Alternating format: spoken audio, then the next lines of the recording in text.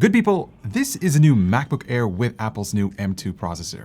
Now, you probably watched a ton of videos on this laptop, some of its controversies, and all the other information tied down to this specific device. But I'm not here to talk about that. I mean, sort of, but instead, I actually wanted to approach this video from someone who's shopping around for a thin-light laptop and is looking at options from Intel, Ryzen, and Apple Silicon to see which one is worth the investment for productivity, maybe a little bit of coding, and of course, maybe a little bit of content creation as well, something on the lighter side. So I've got 3 of the best laptops from each platform, and we're gonna find out how these perform with respect to each other, how good the battery life is, and what's it like to use it on an everyday basis. So let's get right into it. Now, our first contender is the new MacBook Air with a new M2 chip. The spec that I have over here comes with an 8-core CPU and a 10-core GPU, 16 gigabytes of unified memory, a 1TB SSD, and a 13.6-inch 2.5K IPS display. And it costs around $1,900 US. Next up, we have the Asus Zenbook S13 OLED. It's actually the most popular Ryzen-based thin-light laptop, and the specs include a Ryzen 7 6800U CPU with 8 cores and 16 threads, 16 gigabytes of LPDDR5 memory, a 1TB SSD, and a beautiful 2.8K 16:10 OLED display. Its price, a little shy of $1,500 US. Now, our last contender is the new Lenovo ThinkPad X1 Carbon, which has received the Intel 12th Gen Alder Lake treatment, and the specs that we have over here comes with a Core i7 1260p with 4 performance cores and 8 efficiency cores for a total of 16 threads, 16 gigabytes of LPDDR5 memory, half a terabyte of storage, and a 14-inch 1200p IPS display. This guy costs around $1,900 as well, so it's pretty clear that these are expensive thin and light devices, but you have to realize that you can actually fine-tune the specs to lower the price. For instance, the MacBook Air M2 starts at $1,200, the Zenbook S13 starts at $1,100, and the ThinkPad X1 Carbon is starting around $1,300. So they're all within the same price range. Now, before you guys start throwing your keyboards at the screen saying, why didn't I choose this Windows laptop over that Windows laptop, I'm just gonna level with you guys. We know that there are a lot of Ryzen-based and Intel-based thin and light devices on the market, and it would take us an eternity to benchmark and compare them to the new MacBook Air in one video. But we chose 2 of the absolute best Windows thin and light laptops that we've tested, one with Intel and one with AMD, to put up against the Air M2. And yes, we're pretty sure that these laptops will be cross-shopped against each other. All right, so let's start off with the design and build quality of these devices.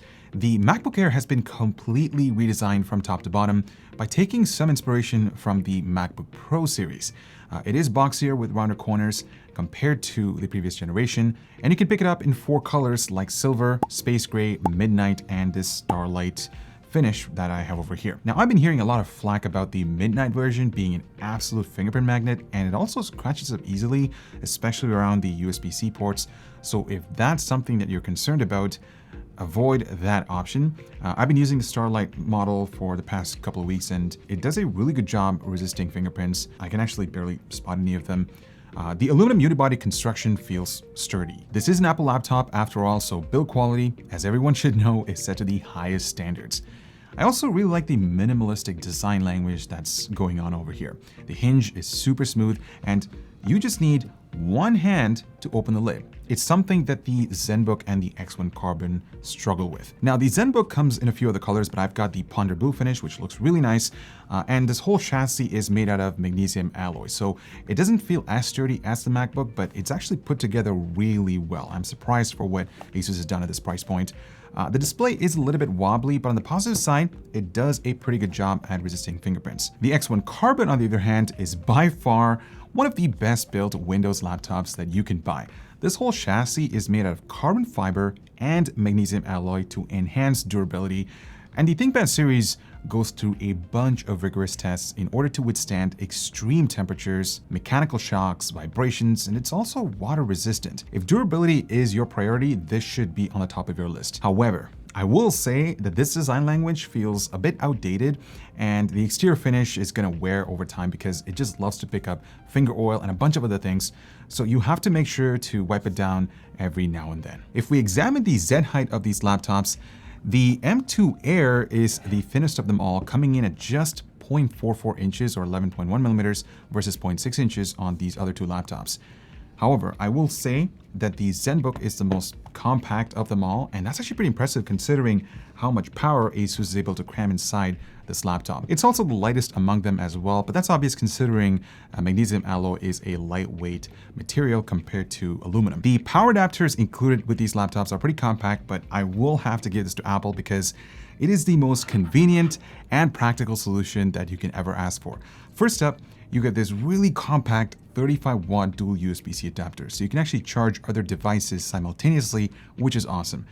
Keep in mind that this only comes with the 10-core GPU configuration because the base model comes with a 30-watt adapter that's slightly bigger than this compact solution. Next up, we have MagSafe. It is an absolute game changer, guys. It snaps onto the laptop and it's pretty strong, and there's an LED indicator that showcases status. I just absolutely love it. Not to mention the braiding on this cable, it just makes it super flexible, and it also avoids all sorts of kinking that you'll experience with the other ones that come with the Windows laptops. Speaking of which, the one that comes with the Zenbook is also fairly compact, and it charges the laptop via USB Type-C. The same story applies to the X1 Carbon as well. I will say that the power cable that comes with the X1 Carbon is significantly longer compared to the other two. And now we're going to quickly transition into today's video sponsor. The all-new HS series from Corsair is what your ears have been waiting for. The HS55 Stereo brings a comfortable, super lightweight, and awesome sounding headset to your budget gaming station with a fantastic sounding microphone. The HS65 Surround steps it up a notch with included USB dongle and Sound ID technology for next level audio, while the HS80 RGB USB is probably my new favorite daily driver because of these awesome breathable ear pads, a fantastic sounding clear microphone, and really powerful high-res drivers. Check out the full HS series down below. All right, so moving on to the interior space, I like what Apple has done here with the M2 Air. It's a clean and simple layout that's been taken from the MacBook Pro series. You also get the same Touch ID sensor, which also doubles as a power button, and it is stupid fast, guys. It's probably the fastest and most accurate biometric feature that I've ever used alongside the MacBook Pro that I use here every single day. You can also use it to make payments online, which is really handy. The keys also exhibit good feedback while maintaining shorter travel, and the LED backlighting is bright and very consistent. It's also user adjustable through the operating system. The Zenbook also comes with a pretty standard layout and a fingerprint sensor, which also doubles as a power button.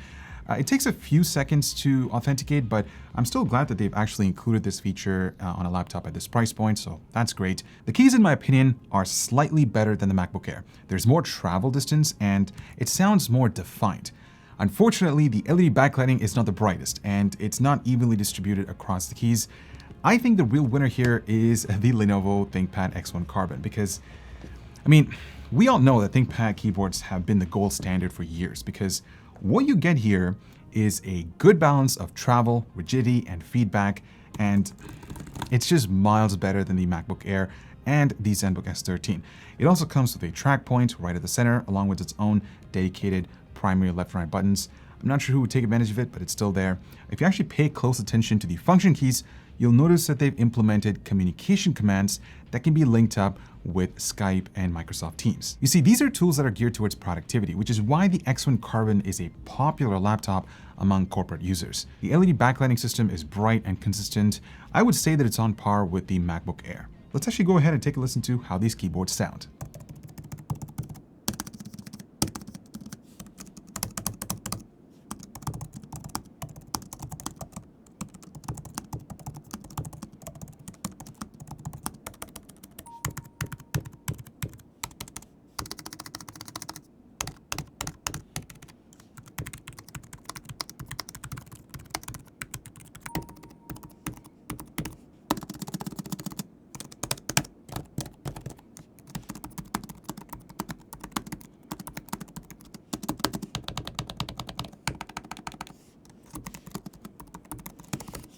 All right, trackpads.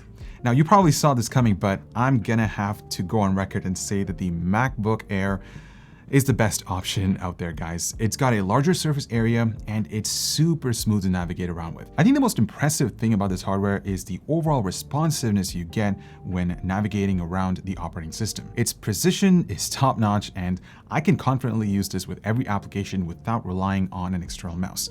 The haptic motors inside do a really good job replicating the primary and secondary clicks. It's simply awesome, guys. That being said, my second pick goes to the X1 Carbon because it is using a glass surface and navigating through windows is a breeze. The integrated left and right buttons are also excellent. It's tactile, but also has a bit of a mushy feeling, but in a good way. I have no complaints here whatsoever. The Zenbook, on the other hand, I mean, it's okay. Both Mike and I have experienced some cursor skipping issues and it gets unresponsive occasionally. It doesn't happen every single time, but regardless, it'll get the job done. The surface does feel a little bit resistant compared to the other two, but I do appreciate the larger surface area, and it also comes with a built-in numpad, which I'm sure will come in clutch for those who work with numbers. The primary left and right buttons are nice and tactile as well. Port setup on the Air M2 is pretty limited. You only get 2 Thunderbolt 4 USB-C ports along with a MagSafe port and a headphone jack on the right-hand side. Unfortunately, the Air can only support one external display up to 6K at 60 Hz. Now, that might be a huge deal breaker for those who connect their laptops to multiple displays via a Thunderbolt dock, so definitely keep that in mind. The Zenbook, on the other hand, comes with 3 USB 3.2 Gen 2 Type-C ports, with one of them featuring DisplayPort pass-through and power delivery. You also get a headphone jack. Now remember, this is a Ryzen-based system, so there is no official support for Thunderbolt.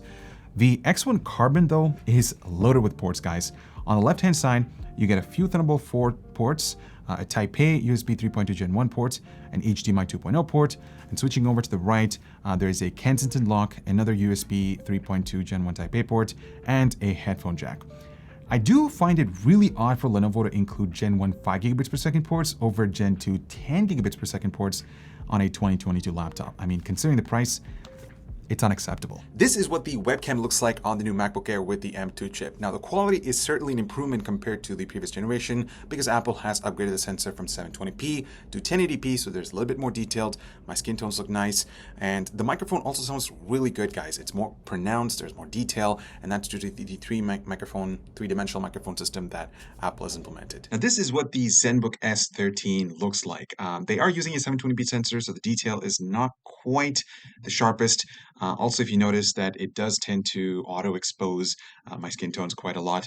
The shadows are also a little bit crushed, and it's a little bit on the cooler side. The microphone sounds okay. I'm not going to complain about it. It's more than enough to get through your usual meetings. Finally, we have the X1 Carbon, and right away you can say that it comes with a slightly wider field of view, so there's more subject in the frame, and if that's something that you care about, this is a pretty good option. It is also nicely detailed because it is using a 1080p sensor, and the skin tones look really nice. The only thing I need to mention is that the microphone doesn't sound as pronounced as the MacBook Air M2, so again, something to keep note of. But on the positive side, Lenovo has added a shield cover to cover the sensors. So if you're someone who values privacy, this is a pretty cool feature. Now, the speaker setup on the new MacBook Air is really interesting. They've actually integrated 2 tweeters and 2 woofers between the keyboard and the display, and I was really surprised by the output coming out of this tiny device. The trebles have good fidelity, and you can actually hear a little bit of bass, which is kind of surprising. The speakers on the Zenbook are bottom facing, so while it does take away from that directional audio experience, it actually still manages to deliver a sharper sound signature with minimal bass response. The output is much weaker than the MacBook though. The X1 Carbon, on the other hand, features 2 tweeters at the front and 2 woofers at the bottom, and it sounds amazing. There is a good fidelity in the trebles, and the bass response is really respectable. I think for entertainment purposes, I would naturally gravitate towards the MacBook because there's just more depth to the overall sound signature, but the X1 Carbon would be my second pick because for a thin laptop in the window space, this thing actually surprised me by a long shot. Shifting gears to the display, the MacBook Air comes with a 13.6-inch 2.5K IPS panel. The Zenbook packs a 13.3-inch 2.8K OLED touchscreen, and the X1 Carbon features a 14-inch 1200p IPS touchscreen with an anti-glare coating on it. Needless to say, guys, these are all fantastic screens with excellent color reproduction and contrast ratios. They all feature 60 Hz refresh rates. The OLED display on the Zenbook, though, takes it up a notch with those punchy blacks and vibrant colors because it's OLED technology. And as you can see, it covers 100% sRGB, 96% Adobe RGB, and 100% P3. The Air is pretty close, but not quite there, boasting only 86% Adobe RGB coverage. The ThinkPad is alright though. It doesn't have the most widest color gamut, so if you're planning on editing photos or maybe a little bit of video, I would consider the Zenbook or the MacBook Air for those workflows. These are all 16:10 aspect ratio screens, so all of them have that extra screen real estate to fill with content. The MacBook is a slight exception to that, since Apple has basically shifted the menu bar to fill those extra pixels, and you also get the notch at the top. It is an Apple design statement at this point because the iPhones have it, the MacBook Pros have it, so why can't the MacBook Airs, right? Brightness levels are pretty good on these laptops. The MacBook takes the lead here with a sustainable peak brightness level of around 431 nits, followed by the X1 Carbon at 400 nits, and then the Zenbook at 362 nits. Now, I kind of expected that since OLED displays generally don't get too bright. My pick overall would be the MacBook, since it is a safe choice and you don't have to worry about potential OLED burn-in issues, even though ASUS has implemented some software tricks to prevent that. Plus, I'm just a sucker for brighter displays, guys. So there's that. All right, so let's talk about upgradability. I'm actually gonna save you some time and mention that you're gonna be out of luck doing anything on the M2 Air. Everything is soldered onto the PCB, so you only get one shot at configuring this when you're purchasing this from the website or Apple stores. The Zenbook is a pain in the butt to access because you first have to remove the rubber feet in order to access the screws that hold the backplate. Once that's done, you can pop open the rest, and as you can see, the memory is soldered onto the PCB, and the only user upgradable component is that NVMe SSD. The X1 Carbon follows the same path as the Zenbook, minus all the hassle to get under the hood. So memory is soldered on, and the SSD can be swapped out for another one.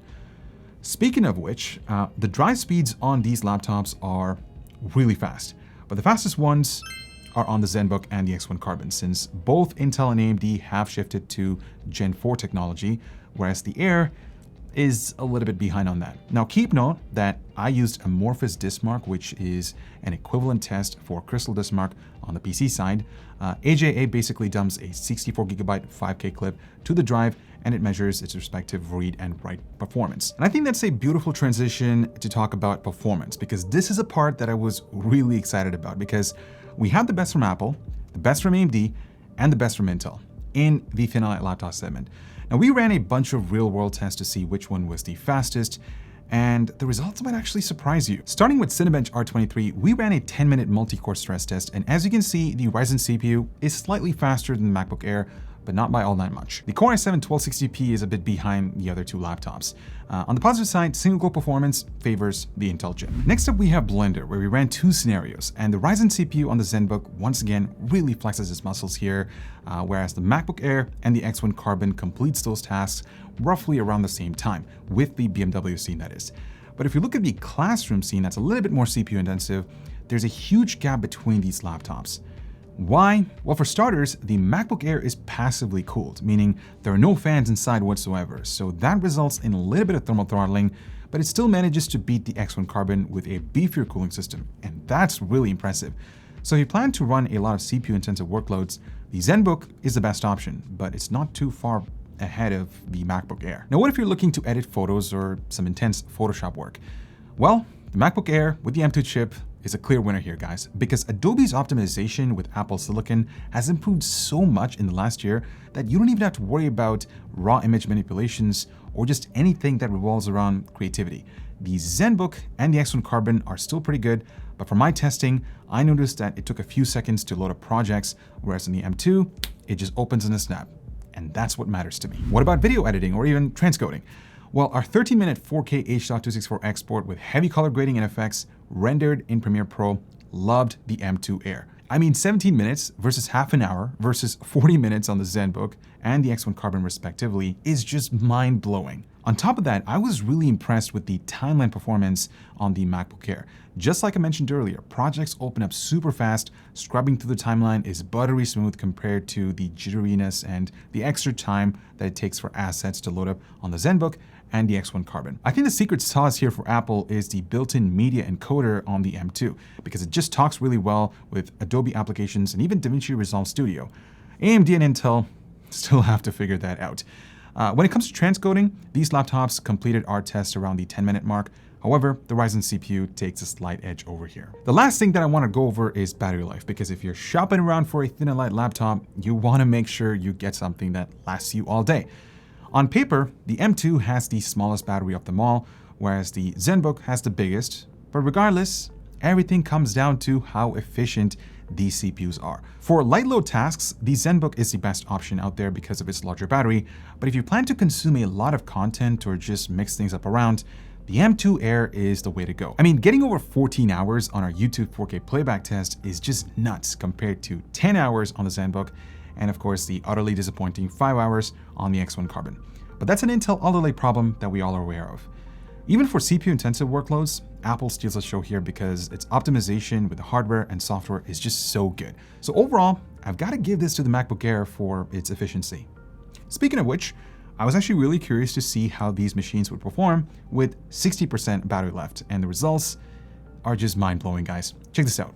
The MacBook Air was able to maintain its peak performance just as it was plugged in, whereas the Zenbook and the X1 Carbon takes a huge hit on performance, since the clock speeds take a dip and go into a lower power state. You see, this is what makes Apple stand out from the competition. No matter where you are, you can count on getting the best performance from the Air M2. Does it thermal throttle? Yes, it's been a big issue for a lot of people, but you gotta remember, this laptop is passively cooled, meaning you don't have to worry about fan noise. It's completely silent, regardless of what you do compared to the Zenbook and the X1 Carbon that are actively cooled, and they do get audible, quite a bit actually, so it's something to keep in mind. What about surface temperatures? Well, believe it or not, the MacBook Air M2 is the coolest among these two devices, which really surprised me considering its fanless design. The Zenbook only features a single fan, so it's mostly directed around the center, away from the WASD keys. The X1 Carbon, though, even with Lenovo's robust cooling solution, resulted in the hottest surface temperatures, with most of the heat buildup around the top left-hand corner. So what can we take away from this video? Well, all three of these laptops have their strengths and weaknesses. If you're looking for performance, efficiency, and the best battery life, the MacBook Air M2 is undoubtedly the best option to go with. And the icing on the cake is that you get a really thin device, a bright display, and a fantastic trackpad. That being said, I was really surprised by the performance coming out of the Zenbook S13 OLED. It is the smallest laptop among the three and the cheapest as well, and if pricing is your concern, you won't regret getting this laptop. That OLED display is just so good, and the battery life is on par with the Air M2. The X1 Carbon, well, I'm not impressed with its performance, guys. Intel really needs to step up their efficiency game. Even with light photo and just a little bit of video editing, this thing is painfully slow, and battery life is not the greatest, especially with your mixed usage scenarios. Not to mention the price. I mean, spending almost $2K on this, and of course, the MacBook Air M2 is a lot to swallow. But the M2 actually gives you a lot for that money. On that note, thank you so much for watching. I hope this comparison was fun to watch. I mean, I really wanted to approach this from a platform perspective. I want to see what the best of Apple could offer, what the best of AMD can, and what the best of Intel could. And the results really do speak for themselves. So let me know which one would you guys pick in the comments. I'm Ibo with Hardware Canucks. Thank you so much for watching, and I'll talk to you guys in the next one. Spend responsibly as well.